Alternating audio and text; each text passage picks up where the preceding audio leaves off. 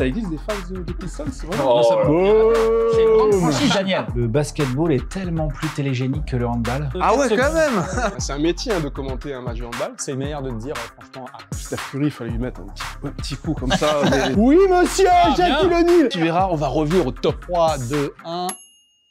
Salut tout le monde et bienvenue dans le 5e quart-temps, le rendez-vous basket de la chaîne de Parions Sport en ligne. À 2, c'est bien de se marrer, mais à 4, c'est meilleur. Alex, est-ce que tu peux présenter notre premier invité? C'est un des meilleurs handballeurs français de tous les temps. Il a connu les barjots, les costauds, les experts. Monsieur Daniel Narcisse. Allez, monsieur Daniel Narcisse, qu'on applaudit. Comment ça va, Daniel? Magnifique, merci. Je te laisse te mettre à côté d'Alex. C'est le guitariste préféré de tous les fans de basket, un artiste accompli et fan des Pistons, monsieur Wax. On applaudit Wax qui arrive. Salut Wax, comment ça va? Ça va bien, Salut Wax. Impeccable. Allez, tu peux te mettre à côté de moi. Messieurs, je vous propose d'aller à l'intérieur. C'est parti pour les petites présentations.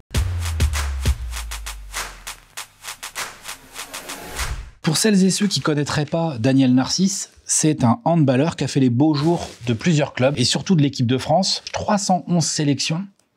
Moi, ça m'a paru lunaire parce que moi, mes deux sports de prédilection de sport co, c'est le basket et le foot. Il n'y a personne qui a 300 sélections en équipe nationale au foot ou au basket. Déjà, au basket, quand ça arrive à 200, on commence à parler d'une légende de ouf. Pendant 17 ans, tu as joué en équipe de France. Avec les experts, vous avez régné sur le monde du hand. Et je pèse mes mots. En fait, je suis allé regarder dans le palmarès, j'ai dit, attends, c'est quelle année qu'ils n'ont pas gagné, en fait, l'équipe? Ah ouais, ça, je veux bien. Et là, j'étais là en 2012, ouais, en 2012, j'ai dit, attends, ils sont bien chiés à l'Euro. Ils sont champions olympiques, par contre, derrière. En 2012. Si tu synthétises, Daniel Narcisse en bleu, 2 fois champion olympique, 4 fois champion du monde, 3 fois champion d'Europe. Et encore, hein, je fais pas le palmarès en club, parce que j'avais qu'une feuille à consacrer, tu vois, au truc, donc forcément. On pourra quand même dire que justement, la fameuse année 2012, t'es champion olympique avec l'équipe de France, je viens de le dire, avec Kiel, en Allemagne, une Ligue des Champions, champion d'Allemagne et Coupe d'Allemagne, était handballeur de l'année. C'est un petit peu sérieux l'année 2012 de Daniel. Je sais pas ce que tu faisais en 2012. Je jouais au Bus Palladium devant 15 personnes. Tu préfères qu'on te définisse comme un arrière-gauche ou comme un demi-centre? C'est quoi ton vrai Tous les poste? deux, j'ai joué les deux, franchement. Joué les deux, vraiment, les deux me vont. Et j'ai vu aussi que tu étais surnommé Toumout. Ça, je veux bien que tu nous expliques. C'est une histoire très simple. C'est quand je suis arrivé à Chambéry en 98, donc ça remonte un peu. On a joué à un jeu de cartes dans le bus avec des copains et il fallait dire Nikomouk. Un mot un peu entre guillemets qu'il faut pas trop utiliser. Ouais. J'avais jamais entendu parler de ce mot-là. Je venais de la Réunion. J'ai dit Nikomouk. Un ancien joueur qui s'appelle Franck Chappelle a rebondi sur le truc. Tout le monde a rigolé et au départ c'était Nitoumout et ça s'est terminé au fil du temps à Toumout. Et maintenant il y a 2-3 potes encore très proches qui m'appellent Toum. Et c'est devenu Donc, ton surnom. Parce qu'on le trouve sur Wikipédia, je veux dire. On va sur le Wikipédia de Daniel Narcisse, il y a écrit surnom Air France, Toumout. Moi, j'étais là, genre, attends. Quand tu étais petit, les premières images que tu as de handball, d'abord, c'est quoi, en fait? Ça vient d'où, le handball, dans ta vie? Moi, quand j'étais à La Réunion, j'avais la chance d'avoir une petite association sportive autour de moi. Je faisais pratiquement tous les sports toute la semaine. Football, basket, on va y revenir évidemment. Karaté, du judo, de la boxe, d'athlétisme. Quand tu fais autant de sports, à un moment donné, il y a un sport où t'es pas trop mal quand même. Tous les potes proches de chez moi faisaient aussi ce sport-là, donc je les ai suivis et ça a duré 30 ans. Plutôt un bon choix, au final. Il aurait pu être dans une autre discipline, judoka ou karaté, et t'aurais peut-être eu une carrière aussi extraordinaire, mais au final, bon choix. Sur hauteur. Trop difficile. Ah, trop difficile. Trop difficile, les entraînements, c'est horrible. La boxe aussi, c'est bien pour le cardio et tout, mais c'est un sport tellement difficile. Et puis le basket, j'aimais bien. Mon grand frère en faisait, bref, voilà, une histoire aussi géniale en tout cas pour moi. Mais pas assez bon, pas assez grand, manque de précision au niveau du foot. Mais par contre, j'ai pris beaucoup de tous ces sports et notamment le basket, mais qui m'a servi tout le long de ma carrière. T'es plutôt quel joueur de basket d'ailleurs?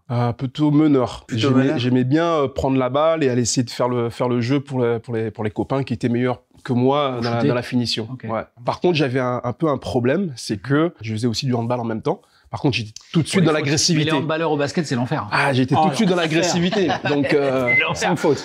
Comment ça, il a marché? Il fait que 4 pas. 5 fautes. Terminé. C'est un peu ça. C'est vrai que parfois, quand on joue au basket, on les voit arriver, les handballeurs. Tu sais, tu sens tout de suite en défense que tu respires plus trop.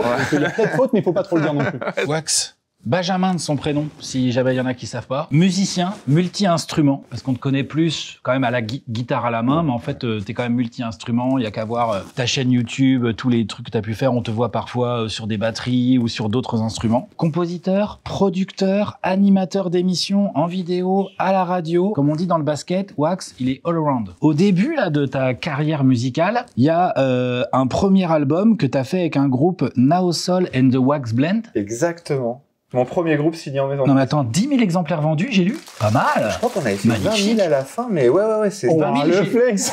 20 000 avec le groupe d'après, avec Scale. Ah oui, c'est vrai. Avec Scale, c'est j'ai vrai. eu. Oui. Et donc l'album s'appelle 1968. Moi j'ai eu le temps d'écouter un peu Now Soul là, and the Wax Blend, là, de la folk, un peu En rock, 2008, pop, t'imagines. folk, un peu quoi, on peut Ouais, mettre c'est ça. ça, hein, exactement. tout. Chante très bien. Ouais, Now Soul, Ça chante bien, enfin c'est super sûr. et tout. Vraiment, c'est un bon groupe que je recommande. Donc Scale, c'est plus du rap C'est rock. rap rock, ouais. T'as vraiment touché à pas mal de styles musicaux différents. Ouais, c'est vrai que je me suis pas trop mis de barrière. T'es passé chez RTL, dans pas mal de radios et tout. Je vais surtout parler de Fanzine. C'est mon bébé depuis Ça fait au moins 2019. 4 ou 5 ans, ouais, Ça c'est fait ça. 6 ans 6 maintenant. ans, ouais, voilà. Une émission qui cartonne bien sur YouTube, dans laquelle Wax reçoit des artistes musicaux de tout type. Vous discutez, puis vous faites des reprises ensemble et tout. C'est une super émission. Gros fan des Guns N' Roses, du Prince de Bel-Air et des Pistons. Donc d'un point de vue basket, bon là tu reviens un peu... après 15 à 17 ans de grosses disettes. C'est d'ailleurs pour ça qu'il a accepté de venir dans cette émission, enfin. Après 15 ans de refus. Ouais, c'est clair. Ça existe des fans des Pistons, Oh, C'est une grande franchise, Daniel. Et tu vois, c'est un musicien tellement fan de basket et suffisamment talentueux pour nous jouer la Marseillaise en direct à l'Accor Arena avant un match de NBA en janvier 2020. C'est ça, 2020, exactement. Avant ce magnifique Hornets Bucks. Ouais. C'est ça. Donc, Donc, il était pas si mal ce match. Il y a quand même des lignes sur le palmarès parce qu'en effet c'est très complet, mais on peut rajouter quand même, en effet, comme tu l'as synthétisé aussi, faire la Marseillaise devant Michael Jordan. Ouais, Parce qu'il était présent, Michael Jordan, notamment à ce match. Donc, notamment, tu en avais parlé de faire la Marseillaise de Michael Jordan. Ça devait être un moment un des plus émouvants pour toi avec ta passion de basket et musique. C'est le highlight de ma carrière de musicien et de fan de basket parce que c'est la première fois que je liais les deux ensemble. Et c'est Nicolas Batum qui est venu me siffler dans l'oreille juste avant que les hymnes commencent. Il m'a dit, le patron te regarde. Et j'ai levé la tête et il était dans une loge comme ça. Avec son cigare. J'étais là, mais c'est pas possible. Pourquoi il me dit ça? Impression. Je savais qu'il y avait Karim Abdul-Jabbar déjà. Ouais, déjà, c'est pas mal. Tony, Oh, ça va. J'avais du monde, tu vois. Donc, du coup, j'ai joué la Marseillaise pour Michael Jordan. Ça, c'est très, très beau, évidemment. Et je peux ajouter aussi que je sais pas combien de personnes dans cette pièce, mais qui sont capables de dire qu'ils ont une guitare à leur nom, à leur effigie. une Gibson. Ouais. C'est vrai. C'est vrai que c'est une autre histoire encore, mais ouais, j'ai été le premier français à avoir ma guitare chez Gibson. Bout de palmarès, quand même. Ouais, Le CV, quand même, il est incroyable. Voilà, c'est ce que je Ah te ouais, dis. bien sûr. C'est ce que je te dis. Ouais, voilà. Non, mais qu'est-ce que C'est t'as ce pas que fait je te au dis, final? Daniel. Il a pas ton palmarès, mais c'est solide. C'est solide. Première question que j'allais te poser, Daniel, on a parlé de handball, mais j'ai fait aussi mes recherches, et comme tu en parlais là, j'ai l'impression qu'il y a eu une période... Je t'inquiète, tu vas voir. Il y a une période où à la fois tu jouais donc au handball et au basket, un peu en même temps. Est-ce que tu as eu des rêves de NBA ou d'être basketteur aussi? Non, pas du tout, parce que Ok. t'es allé chercher loin quand même. Oui, Parce que voilà. Ça, c'est quand j'étais à La Réunion, Oui. et on était au Crêpes de La Réunion, donc t'avais plusieurs sports, hand, basket, judo, donc moi j'étais au hand, évidemment. Bien sûr. On allait à l'école et on s'entraînait toute la journée, sauf que le basket, c'était en fin de journée. Et moi, ce que je faisais, c'est que je demandais aux gars du Crêpes si je pouvais m'entraîner un petit peu avec eux, jouer un petit peu, parce que le basket, ça m'a toujours un peu suivi de toute ma jeunesse, encore un peu aujourd'hui. C'était vraiment une passion, c'était vraiment que j'aimais la passion du jeu. À aucun moment, je me suis dit que j'allais devenir un grand joueur Tu te trouvais pas assez de bon. basket. Tu te trouvais pas assez bon. Enfin, tu savais que, enfin, comment dire. Non, je jouais vraiment parce que voilà, c'était un jeu pour Ouais, le loisir. plaisir, un Ok. loisir. Bien sûr. J'étais vraiment une fois que j'étais au Crêpes, j'étais à fond handball. Mais après, c'est quelque chose qui m'a jamais vraiment animé, c'est-à-dire que j'ai jamais vraiment eu envie d'être un grand joueur d'handball ou d'être en équipe de France ou Oui. j'étais vraiment dans le jeu, essayer de partager un truc avec les copains, Envie de gagner, quand même. envie de gagner toujours. Ouais, voilà. Autre question là-dessus, parce qu'évidemment, il y a de la passion quand même toujours dans le basket. T'aurais pas été voir des matchs de finale aux États-Unis à tout hasard? Ouais, j'ai eu la chance d'aller voir les Spurs quand ils sont champions contre Miami. 2014. Exactement. Incroyable. Et quand ils gagnaient en plus de 20 points, là. Dommage, 2013, c'était les plus belles finales, c'est dommage. Non. Je sais plus si c'est 2013, 2014. C'est 2014. Je veux pas entendre 2013.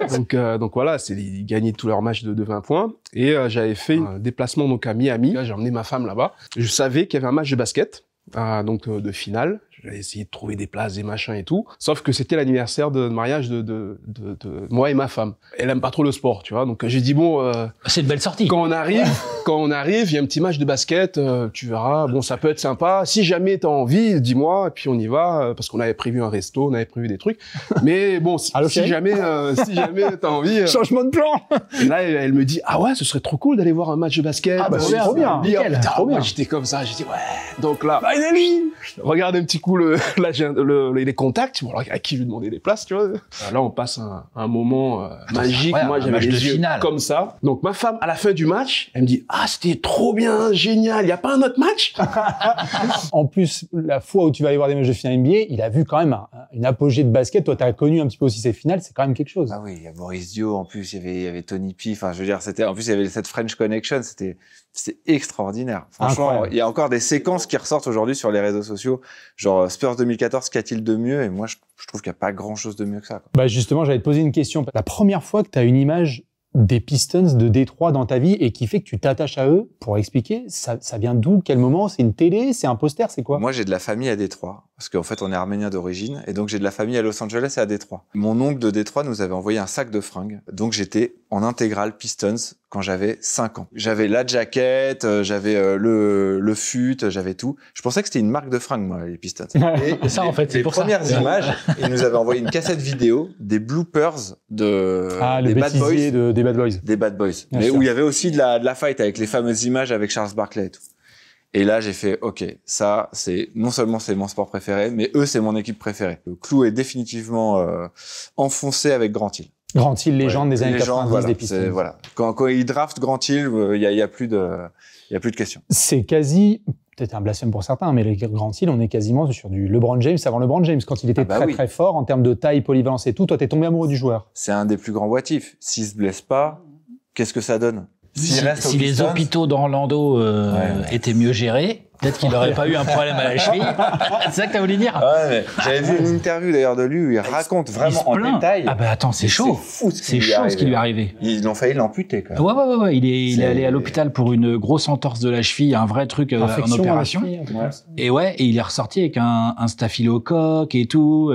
Genre ça lui a, on va pas se mentir, ça lui a niqué quand même pas mal sa carrière. Ah bah complètement. Après, il a quand même eu une longévité. C'était quand même assez étonnant qu'il reste. Il est revenu à fort niveau. Ouais, mais parce qu'aussi il a un QI basket extraordinaire. Messieurs, du coup, si ça vous va, on vous a un petit peu introduit comme l'a fait Alex là. Je vais tester vos connaissances et vos capacités à assumer vos propos. On va passer tout de suite dans la cuisine pour moi et rien que pour moi. C'est parti.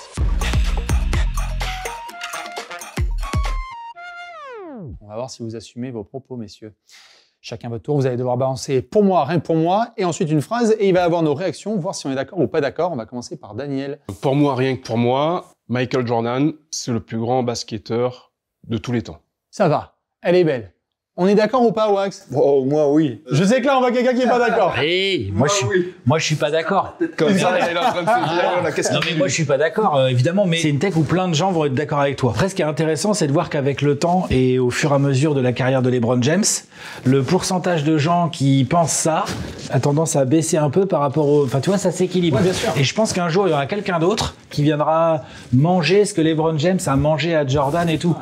Mais oui, non, c'est une bonne tech. Je suis pas d'accord, mais c'est une bonne tech. Est-ce qu'il sera français Est-ce qu'il sera français? Est-ce qu'il sera slovène? Moi, j'allais te demander, Daniel, qu'est-ce qui fait, tu as été sportif de très, très, très, très haut niveau, qu'est-ce qui fait que pour toi, Michael Jordan, il est à cette place-là et c'est évident pour toi? J'aimais bien tout ce qu'il faisait sur le terrain. Il a une élégance quand même rare quand il a la balle en main. C'est quelqu'un qui défendait, c'était quelqu'un qui avait une détermination à chaque match, un compétiteur incroyable. Et ça aussi, ça m'a beaucoup guidé dans ma carrière. Il a changé son sport.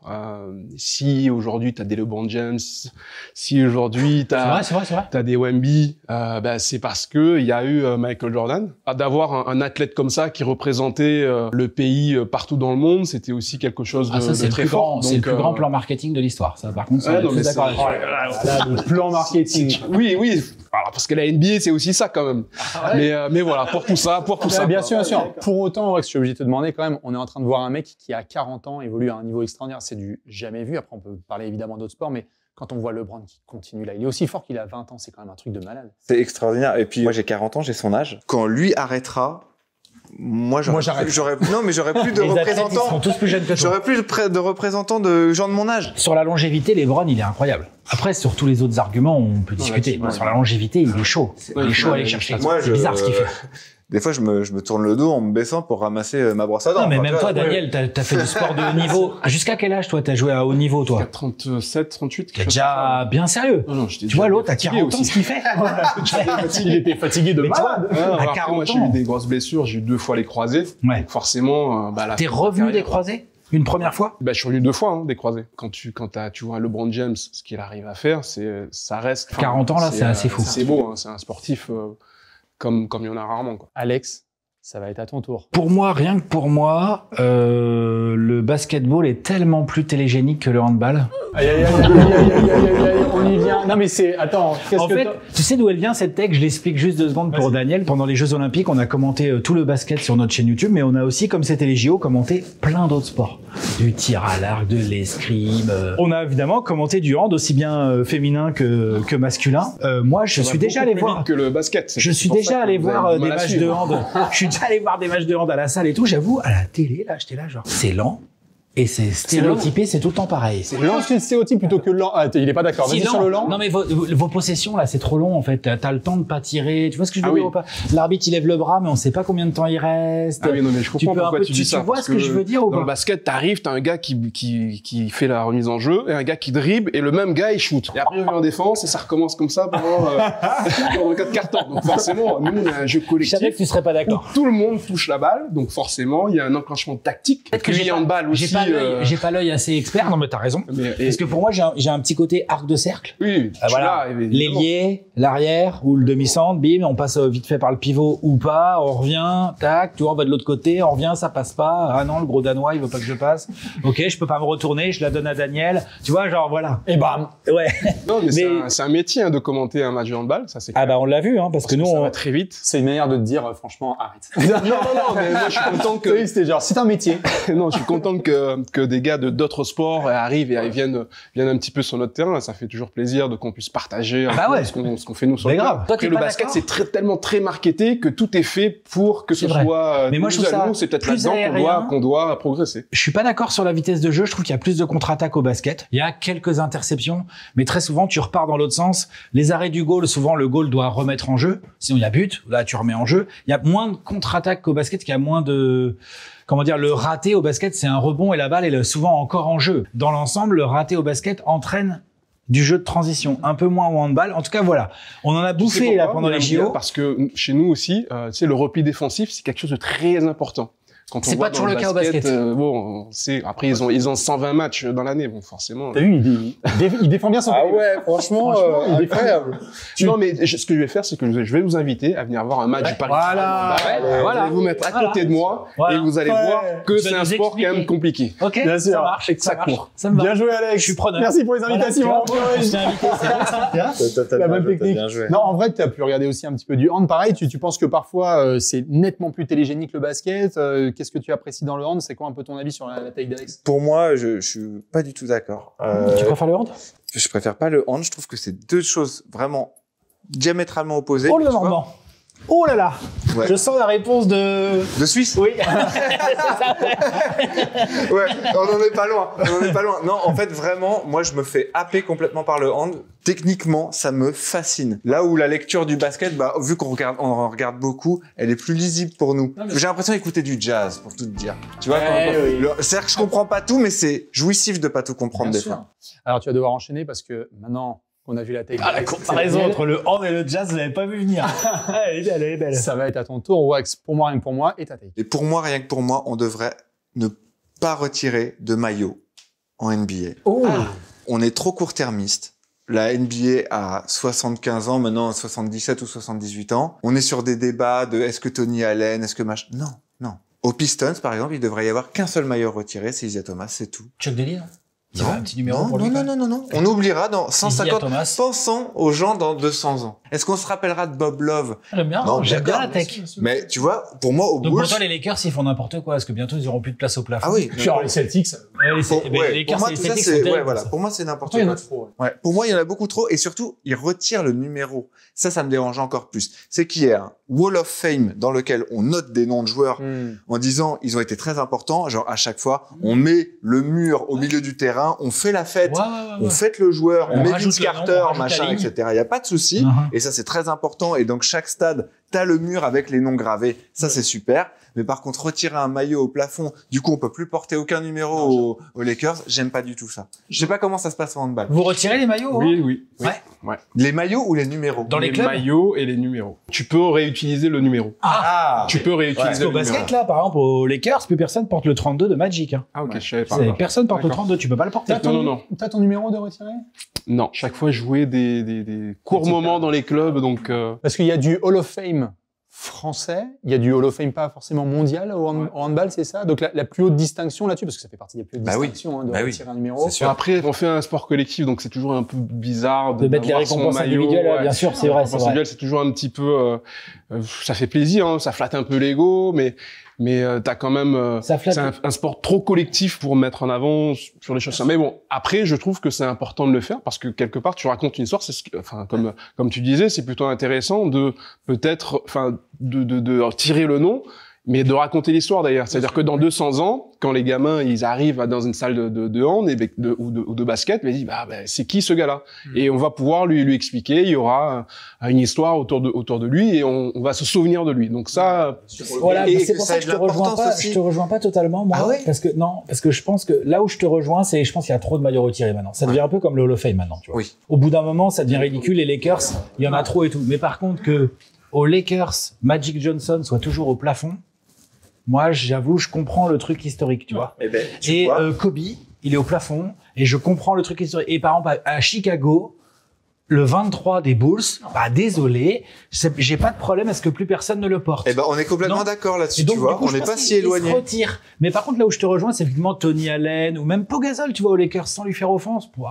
Non. C'est une manière évidemment de leur rendre hommage. Oui, Et donc, mais au Bulls, par exemple, il devrait y Bulls, avoir que le 23 qu'on Michael. peut pas porter. Voilà. Pour l'instant. bah, Et peut-être dans que- 100 ans, on verra. Peut-être qu'il y aura mais un- peut-être que ça créera le débat sur quel joueur dans chaque équipe. Peut-être que vous pouvez nous dire dans chaque équipe NBA, s'il devait y en avoir un seul. Ouais, c'est un peu Désolé pour Tony Highlander. Parker, Ouais, ça. c'est ouais. Tim Duncan. Ben oui, C'est c'est ça. espérant. Je vais devoir terminer évidemment avec ma take. Mesdames et messieurs, pour moi, rien que pour moi, ça suffit. Il y a beaucoup trop de matchs en NBA. J'en peux plus. 82 matchs par saison.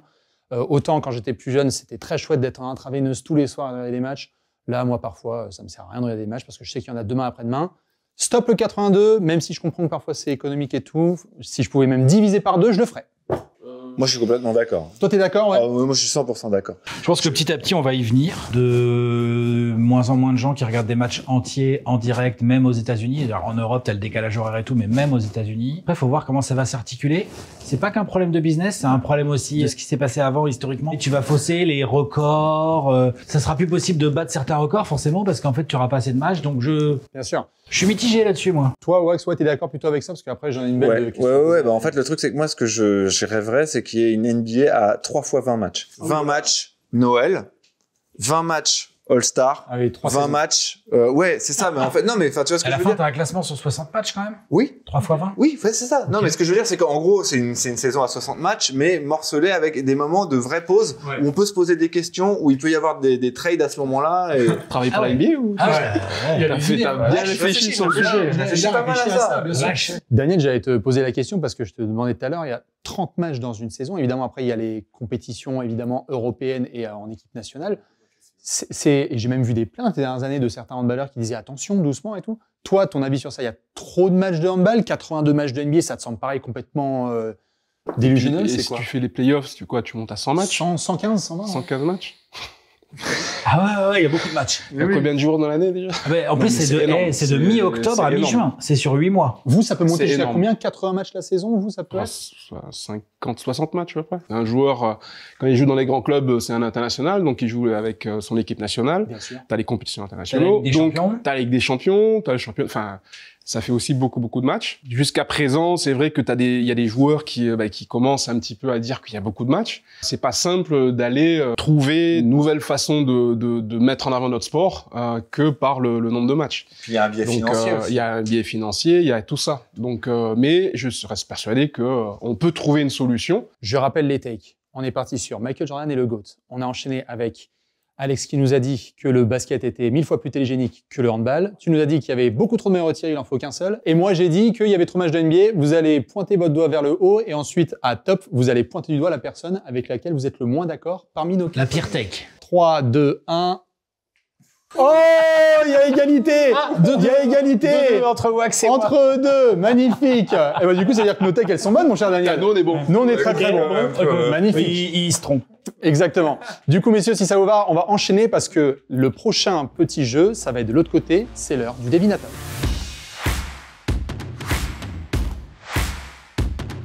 Dans ce jeu, c'est très très simple. Deux équipes de deux personnes vont devoir s'affronter.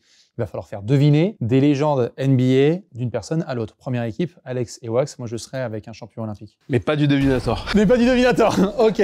Alors, Le perdant, évidemment, il s'occupe de faire la vaisselle. C'est un pas de conneries. Hein. C'est Alex qui va faire deviner en premier à Wax des joueurs. Alex, je pense que tu vas pouvoir démarrer. Est-ce que vous êtes chauds tous les deux? J'ai le chrono en tête. Tu prends évidemment un papier, tu le fais deviner. Tu es prêt? Vas-y. 3, 2, 1, c'est parti. C'est un joueur de l'équipe de France qui est le fils d'un tennisman. Kim Noah. Voilà. Et 2, 1. Et un deuxième. Allez, c'est Combien parti. faut en faire? Oh bah, il faut en faire 3 en un minute. C'est un joueur des Los Angeles Lakers qui est décédé jeune, hélicoptère. Les Kobe Bryant. Allez, 18, 19. C'est un joueur des Pistons, Madonna. Dennis Rodman. Voilà. Boum, 25 secondes 25. Ils ont été assez rapides. Madonna, Dennis Rodman. Ah ouais. Madonna et Dennis Rodman. J'aime beaucoup ce pyramide. Barbecue, Tony Parker. C'est vraiment Je pense que tu m'aurais dit les Pistons et Las Vegas, j'aurais répondu. Las Vegas, c'était bien aussi. magnifique. Je vais devoir te donner le chrono, évidemment, parce que je vais prendre un papier. Vite. 3, 2, 1, vas-y. Ok, et de l'équipe de France, son surnom c'est Batman. Batum. Exactement, deuxième. Allez, il va falloir être rapide. Meilleur shooter de l'histoire, il joue à Golden State. Tu l'aimes pas. Curry. Oui. Ensuite, le dernier. Attention, il nous reste un moins de 10 secondes. Il est gigantesque. Il a joué à Los Angeles avec le Kobe Bryant, là. Un pivot. O'Neal. Oui, monsieur, Shaquille O'Neal. On a gagné? Ouais, vous avez gagné. On a gagné! Yes! Comment c'est possible? À toi la vaisselle! Oui! Et voilà! C'est il bon, est ça, clutch, mon Daniel! Ça s'est joué à beaucoup? 4 secondes. Ah ouais, 4 quand même! Il y a eu quelques secondes d'hésitation. Où est-ce qu'on a perdu du temps? Et 2-1. Et un deuxième. Allez, c'est Combien parti. faut en faire? Allez, 18, 19. T'es sûr que t'avais bien mis le chrono? Ah, c'est toi qui as géré le chrono. Non, le tien. On verra évidemment à la VAR. Il avait démarré à 10, je pense. Ouais, je crois. Hein. On a testé un petit peu vos connaissances, votre rapidité. Là, on va tester votre shoot. Ça va être l'heure de la balle. Ne mens jamais. C'est parti.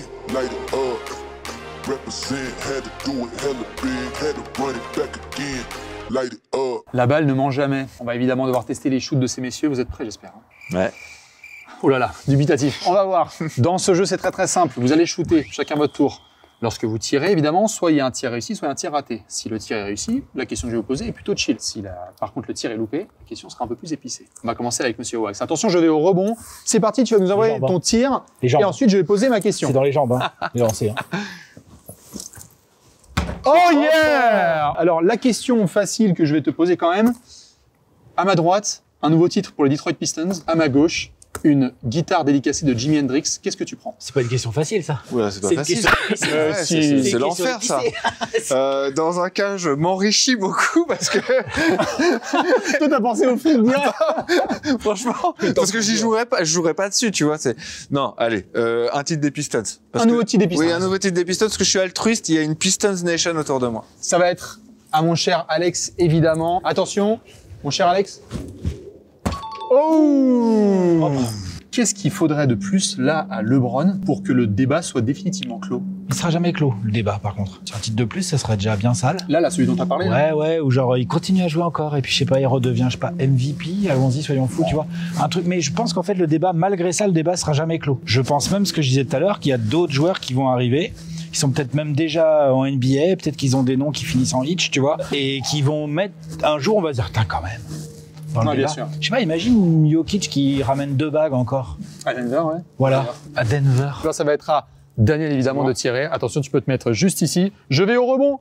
Mais là, Attends, on a bouge déjà... pas Daniel, je vais chez le voisin. Wow, et tout de suite, ça charrie. Allez, Daniel, il va pouvoir tirer.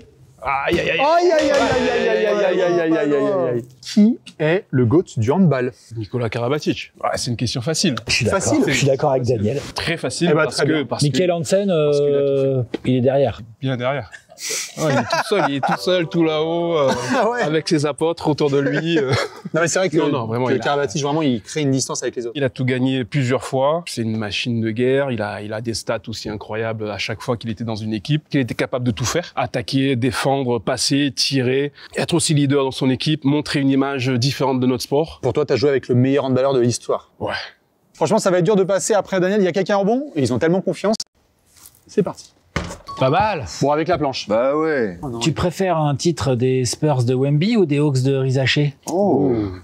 Parce que dis donc, on a des numéros 1 de draft là quand même. Hein. Tout à fait. Bonne question. Je vais prendre un titre pour les Hawks de Rizaché. Parce que la salle des trophées de San Antonio, il y a déjà des gens qui travaillent pour nettoyer les trophées. qu'on Et qui ont fait le travail. Ouais. C'est-à-dire que la salle Ok. d'Atlanta, tu parles dedans, il y a de l'écho. Ouais, j'avoue. C'est un peu compliqué. Donc, j'adorerais que les Hawks, évidemment, aient un titre un jour. Et puis, si on avait même une finale entre Hawks et Spurs, ça Bah allez, serait- tiens, allons-y. Allez, Hawks et Spurs. Bah non, mais je dirais go Hawks, tu vois. Ouais. Les Spurs, ils ont déjà une salle de trophées extraordinaire. Donc, allez, je vais partir Ok. sur ça. Je croise les doigts pour que Zachary Zaché, dont le papa jouait évidemment en équipe de France. Hein, Ah, bah, il était à la finale de Sydney, il était titulaire. Exactement. Un jour, allez, les Hawks champions, ce sera en archive sur la chaîne YouTube de Paris en Sport. Ça Et sera on pas mal. pourra retirer le maillot de Rizaché. Et on retirera le même Rizaché, exactement. Voilà, Allez, boum. voilà. Et Bob Petit, Dominique Bon, Wilkins, petit, ça va, dégage. Ah oui, attends. Exactement. Ça passe dans le rétro. Messieurs, justement, on va devoir rentrer à l'intérieur parce que ça va être l'heure tout de suite du débat. C'est parti. Dans les commentaires de cette vidéo, vous pouvez nous dire quel est le sujet que vous souhaitez qu'on aborde dans la prochaine vidéo avec nos prochains invités. Là, on est avec Wax et avec Daniel Narcisse. Moi, j'ai une question par rapport aux Jeux Olympiques. Daniel, évidemment, toi, tu as connu les Jeux Olympiques, tu as été champion olympique. Est-ce que tu as le sentiment qu'il y a des caps qui ont été passés et qui vous ont permis d'être champion olympique? Parce que nous, au basket, on a envie de devenir champion olympique. Tu as connu ça. C'est quoi pour toi les éléments qui mènent à une équipe qui devient champion olympique? C'est pas simple cette question. Ah bah ouais. Non, toi, tu l'envoies. J'attends. Ouais. Vas-y, C'est Daniel, on lâche. t'écoute. Alors, on a combien de temps? C'est clair. Non, mais c'est une vraie question parce que, en tout cas, au hand, on avait commencé un petit peu à gagner des compétitions. On a été champion du monde, on a été champion d'Europe.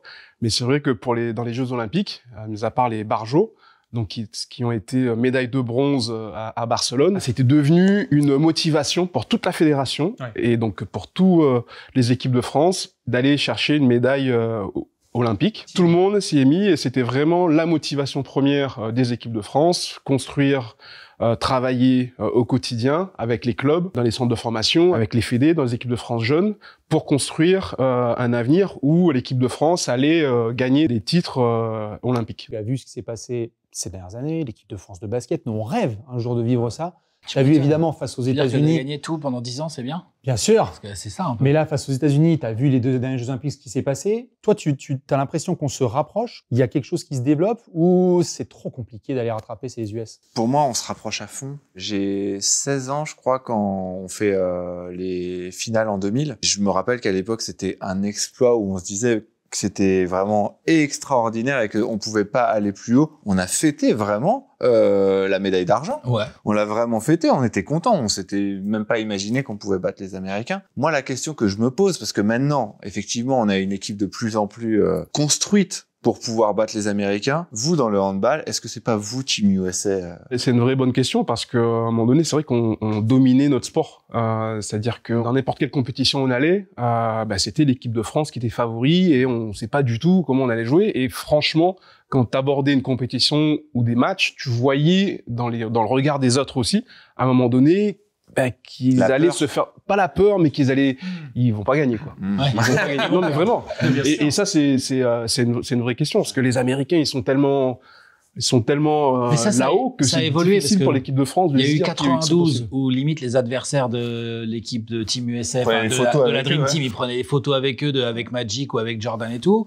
Après, ça a évolué petit à petit et maintenant on en arrive aux derniers Jeux Olympiques où les Serbes en demi-finale des JO Mené de 20 points. ont mis une énorme pression aux Américains en jouant leur jeu, en jouant mieux en attaque. Et les Français, en finale, ont joué leur jeu, c'est-à-dire un match un peu plus haché, avec de la grosse défense, en misant sur le moins d'adresse possible côté américain. On était à un Steph Curry de les faire, quoi. Ouais, c'est ça. Mais c'est marrant parce Daniel. Que le bon vieux Steph. Parce que Daniel, en off, il nous a dit, tiens, qu'est-ce qu'il nous a dit, Daniel? C'est ce qui m'a permis de gagner le jeu. Je lui ai dit, il arrête pas de t'embêter, il a fait Stephen Curry.